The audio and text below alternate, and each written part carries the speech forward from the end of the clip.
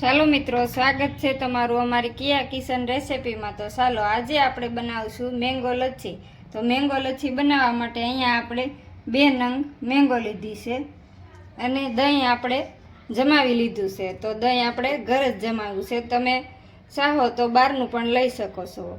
અને અહીંયા આપણે ડ્રાયફ્રૂટ લીધું છે, કાજુ, બદામ અને પિસ્તા, ત્રણેય વસ્તુને આ રીતે આપણે ચિપ્સ કરી લીધી છે।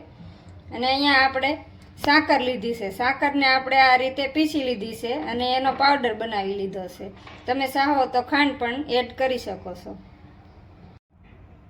તો મેંગોને હવે આપણે વોશ કરી લઈશું અને કોટનના કપડાથી સાફ કરી લઈશું। તો પહેલાં આપણે વોશ કરી લઈએ।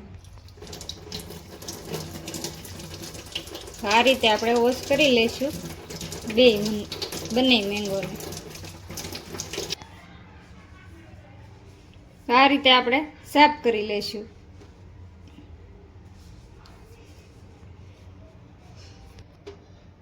તો સરસ સાફ થઈ ગઈ છે, હવે આપણે કટિંગ કરી લઈશું।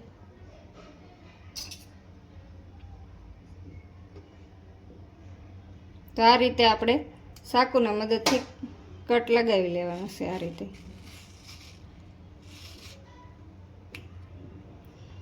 કટિંગ કરીને આ રીતે આપણે ટુકડા કરી લેવાના છે।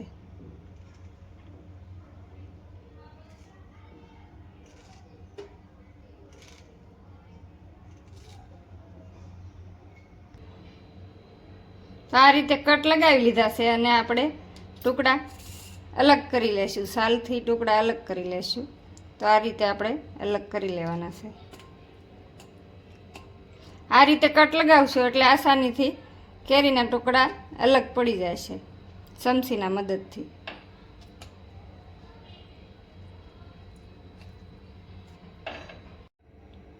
તો આ રીતે આપણે ટુકડા સાલથી અલગ કરી લીધા છે। તો થોડા આપણે ટુકડા લઈ લઈશું ગાર્લિશ કરવા માટે।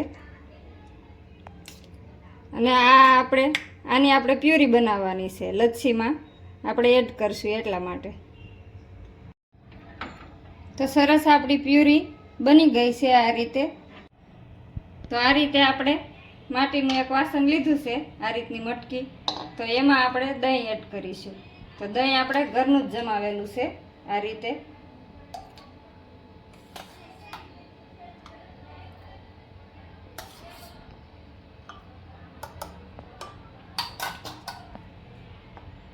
હવે આપણે આ પ્યુરી એડ કરવાની છે।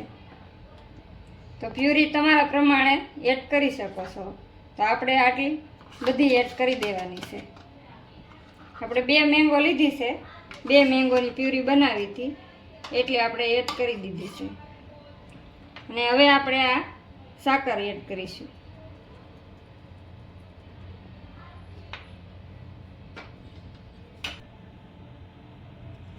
તો હવે આપણે આ આઈસ ક્યુબ નાખશું ઠંડક માટે, એટલે આપણી લચ્છી સરસ ઠંડી થઈ જાય। અને આપણે આમાં બ્લેન્ડર કે મિક્સર જારમાં કોઈમાં પીસવાની નથી, આ રીતે આપણે આ ઝેરણીથી આપણે પીસી લેવાનું છે અને આ રીતે મિક્સ કરી લેવાનું છે।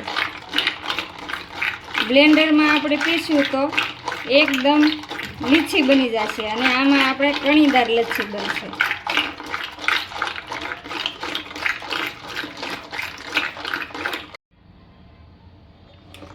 તો તૈયાર થઈ ગઈ છે આપણી લચ્છી, આ રીતે આપણે તૈયાર કરી લેવાની છે અને કણીદાર સરસ બની છે।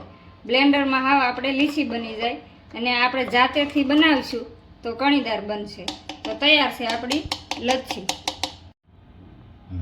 તો હવે આપણે આ રીતે 2 ગ્લાસ લીધા છે અને આ રીતે આપણે દહીં એડ કરીશું।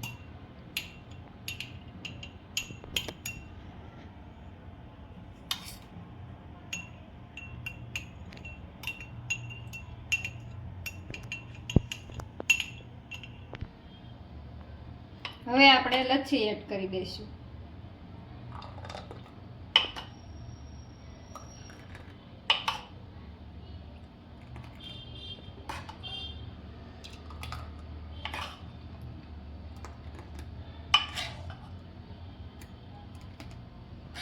તો ફિક્સ 2 ગ્લાસ આપણે લચ્છી બની છે। 2 મેંગો લીધી હતી અને આટલું આપણે દહીં લીધું હતું। ફિક્સ આપણે 2 ગ્લાસ લચ્છી તૈયાર થઈ ગઈ છે।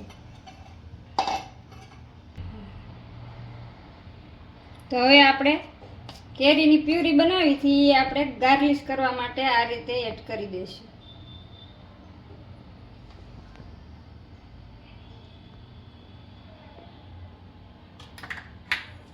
હવે આપણે મેંગો ટુકડા એડ કરી દઈશું.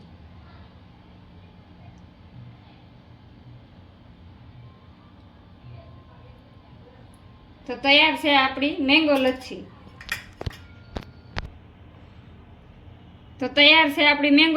તો તમને કેવી લાગી મારી રેસીપી? મારી રેસીપી પસંદ આવી હોય તો લાઈક કરજો, શેર કરજો અને સબસ્ક્રાઈબ કરવાનું ભૂલતા નહીં. કોમેન્ટ કરીને જણાવજો કેવી લાગી મેંગો લચ્છીની રેસીપી.